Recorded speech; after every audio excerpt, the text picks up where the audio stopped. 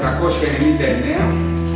σελίδα ΚΒ κεφάλαιο, Ιώβ, 22 κεφάλαιο και 21 εδάφια.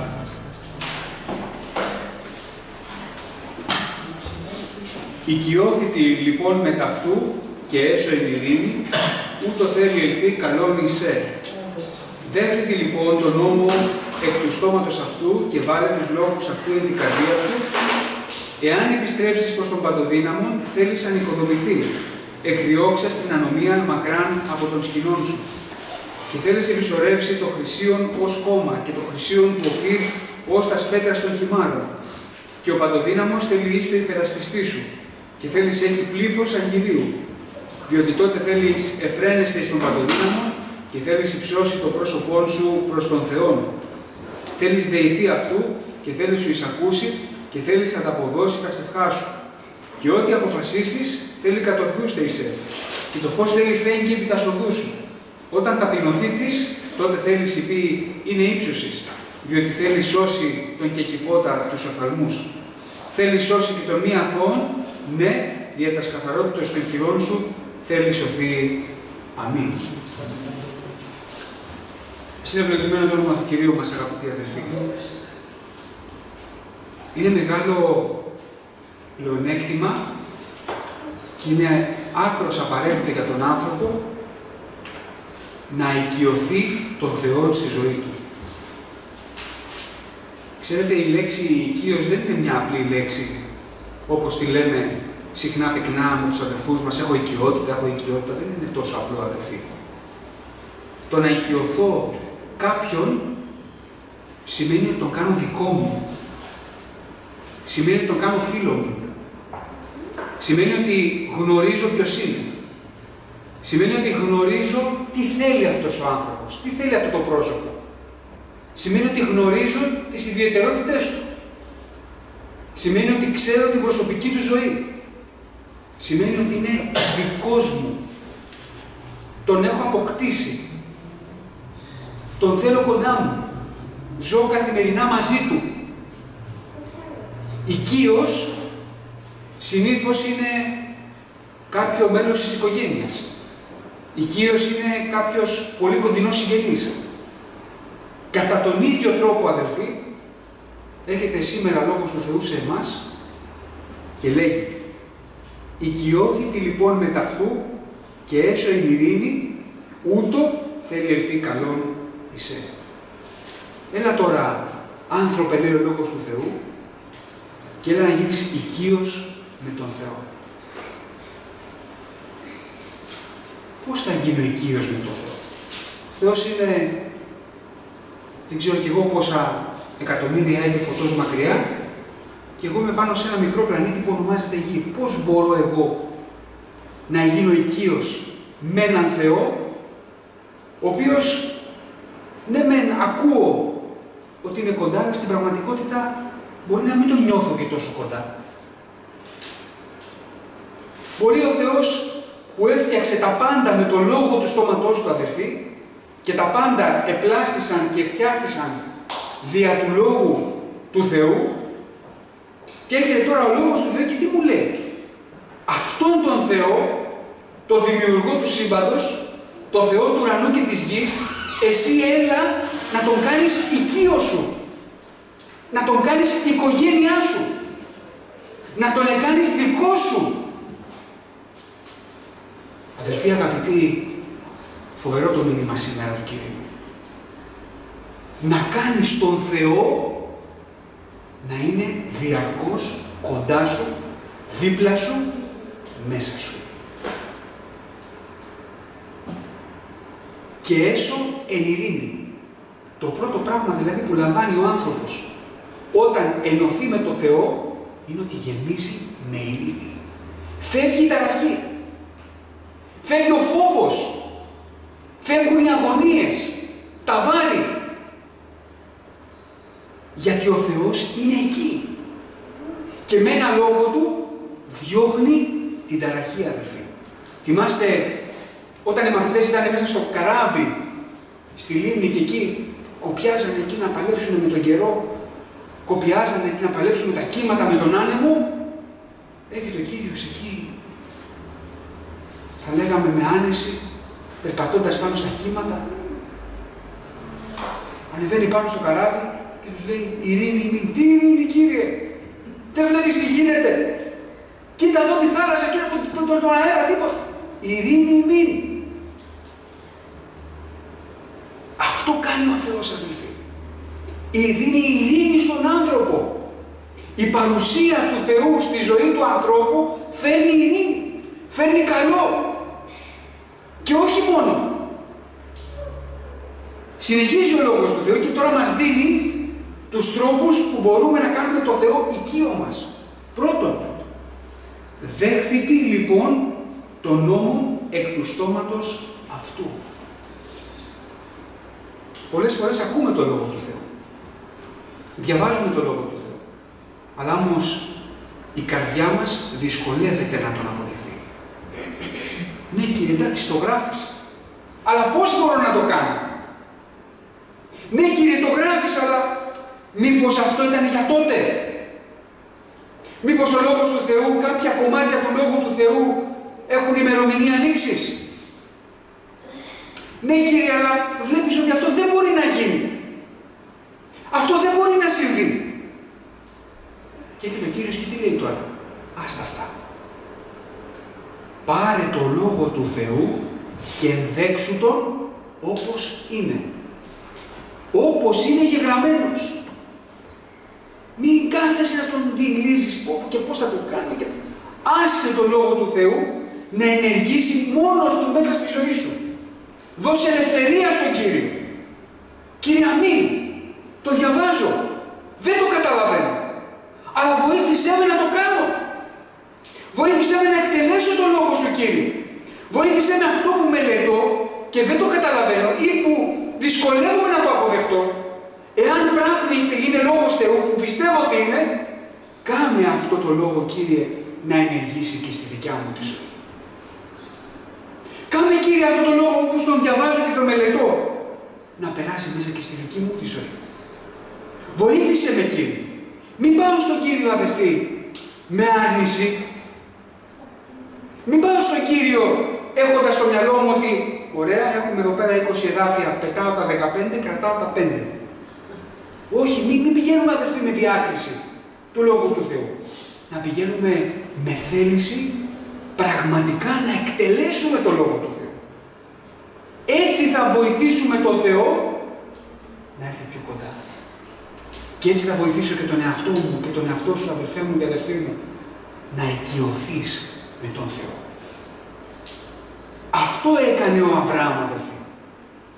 Ο Αβραάμ όταν κατέβαινε και τον επισκεπτόταν ο Θεός και του μιλούσε και του έλεγε τι πρέπει να κάνει, ο Αβραάμ δεν έλεγε ναι, Κύριε, αμήν, πολύ ωραία, μου είπες 3 πράγματα, θα κάνω τα 2, το ένα δεν μπορώ, άστο.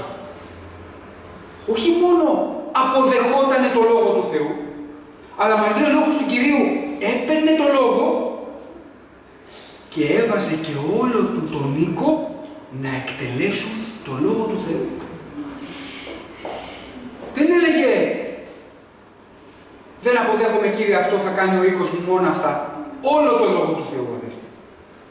Όλο το Λόγο του Θεού να τον κάνουμε στη ζωή μας. Και βάλε τους λόγους αυτού εν την καρδία σου. Και αν επιστρέψεις προς το παντοδύναμο, τι θα συμβεί στη ζωή σου? Θέλεις ανοικοδομηθεί. Εκδιώξας την ανομία μακράν από τον σκηνών σου. Ο Λόγος του Θεού λοιπόν όταν έρχεται στα αυτιά μου, τον αποδέχομαι και τον βάζω στην καρδιά μου, το πρώτο πράγμα που κάνει, αδελφοί, είναι να με ανοικοδομήσει. Μα δεν χρειάζεται να με ανοικοδομήσει, μια χαρά είναι. Έτσι νομίζω. Πολλά πράγματα στη ζωή μας, αδελφοί, μέχρι την ώρα που θα έρθει ο Κύριος να μας παραλάβει, θα χρειάζονται ανοικοδόμηση. Θα χρειαζόμαστε φτιάξιμο. Θα χρειαζόμαστε βελτίωση. Μην νομίζουμε ότι είμαστε καλά. Καλά είναι. Πάω στην εκκλησία, προσεύχομαι, διαβάζω, καλά είναι. Μην το παρακάνω κιόλας. Δεν παρακάνω τίποτα, αδελφοί μου αγαπητοί, όταν εκτελώ το Λόγο του Θεού. Κάνω αυτό που πρέπει να κάνω. Και όταν αποδέχομαι τον Λόγο του Θεού, όταν ενεργεί ο Λόγος του Θεού στη ζωή μου και με ανοικοδομεί, τότε η πνευματική μου ζωή αυξάνει. Ο πνευματικός μου άνθρωπος οικοδομείται, μεγαλώνει.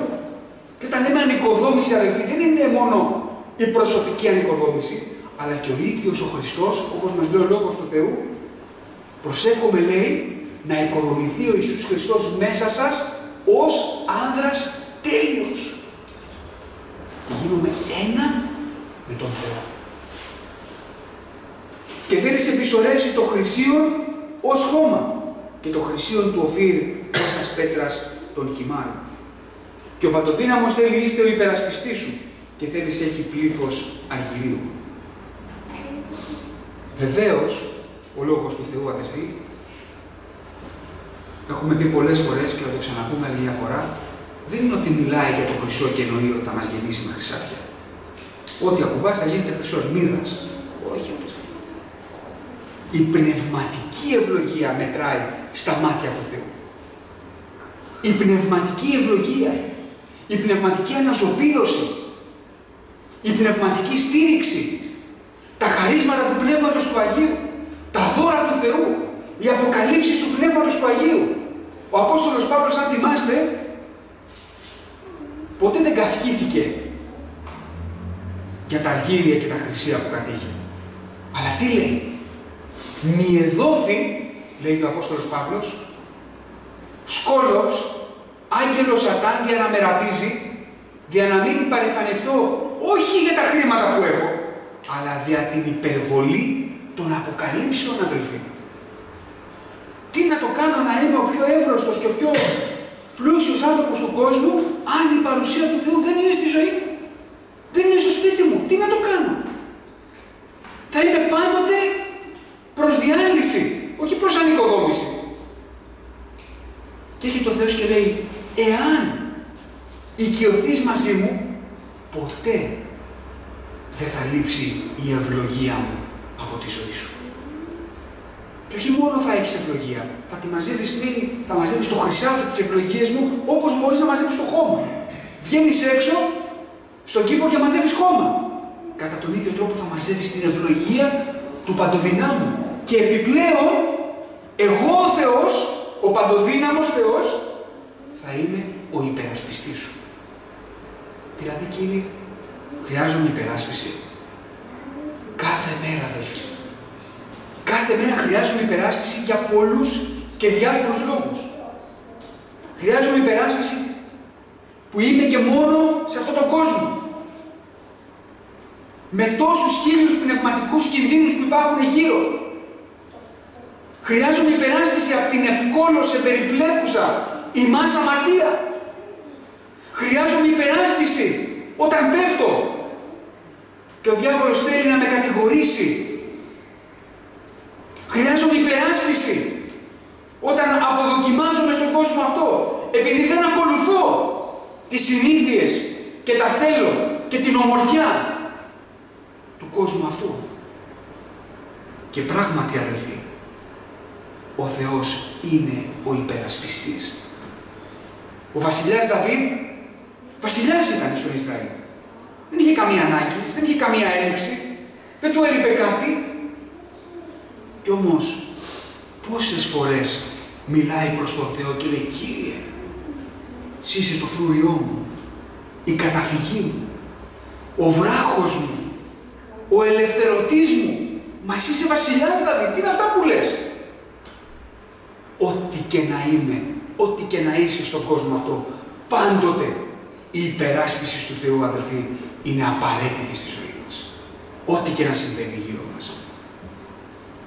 Διότι τότε θέλεις εφραίνεστε εις τον Παντοδύναμο και θέλεις υψώσει το πρόσωπό σου προς τον Θεό.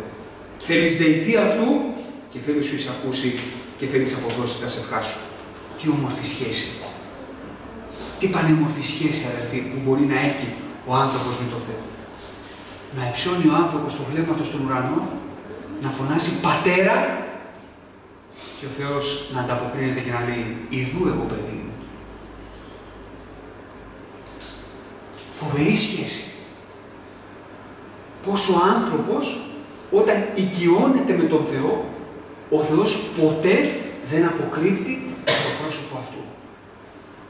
Ποτέ δεν θα κρύβεται ο Θεός στον άνθρωπο που οικειώνεται μαζί του. Ο Λόγος του Θεού μας λέει στον Ισαΐα τον προφήτη, λέει ο Κύριος, εγώ είμαι Θεός κρυπτόμενος. Έτσι λέει ο Λόγος του Θεού. Όμως, ο Θεός ποτέ δεν θα κρυφτεί στον άνθρωπο που είναι οικείος μαζί του. Ποτέ δεν θα κρύψει το πρόσωπό του, αδελφοί. Και αυτή είναι η ευλογία του Θεού στον άνθρωπο. Ότι όταν θα τον ζητάς, ο Κύριος θα αποκρίνεται. Και ό,τι αποφασίσεις, θέλει κατορθούστε και το φως θέλει φέγγει επί τα σοδού σου. Ό,τι αποφασίσεις εν Κύριο, γιατί όταν είσαι οικείος με τον Θεό, οι αποφάσεις σου δεν απέχουν από το θέλημα του Θεού. Γιατί ξέρεις τι πρέπει να κάνεις, που να ευαρεστήσει τον Θεό. Ό,τι λοιπόν αποφασίσεις, θα κατορθώνεται στη ζωή σου. Αδελφοί, να σας πω κάτι, δεν ξέρω αν υπάρχει πιο ευτυχισμένος άνθρωπος από αυτόν που όταν παίρνει αποφάσεις, όλες να υλοποιούνται. Αποφασίσω να κάνω αυτό και γίνεται. Αποφασίσω να κάνω το άλλο και γίνεται.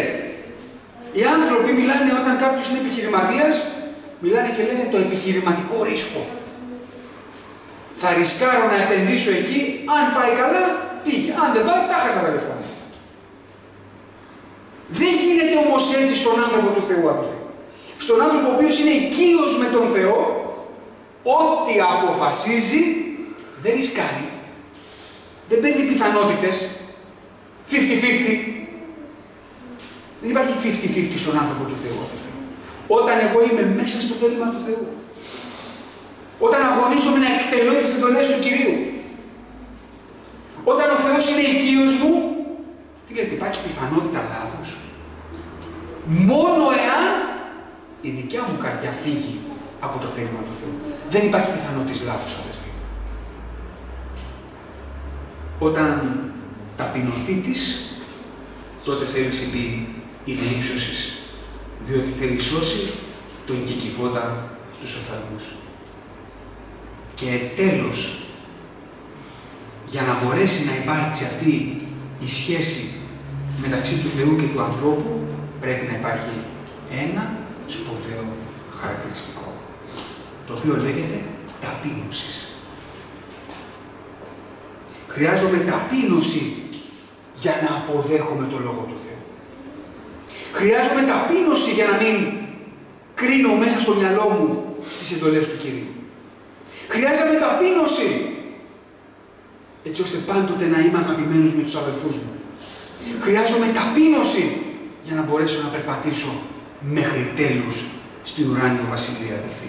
Γιατί ο δρόμος του χριστιανού είναι στενός και είναι τεφλιμένος. Και ο άνθρωπος ο υπερήφανος δεν μπορεί να αποδεχτεί ούτε στενό δρόμο, αλλά ούτε και τεφλιμένη οδό. Εάν λοιπόν θέλω να γίνω οικείος με τον Θεό, το θέμα είναι, θέλω να είμαι οικείος με τον Θεό. Αν θέλω, πρέπει να σκύψω το κεφάλι μου και να πω, Κύριε, αμήν στο Λόγο σου. Και τότε η ευλογία του Θεού θα βασιλεύει πάντοτε μέσα στην προσωπική μου, οικογενειακή μου και εκκλησιαστική μου ζωή. Είδαμε στα αστέρια του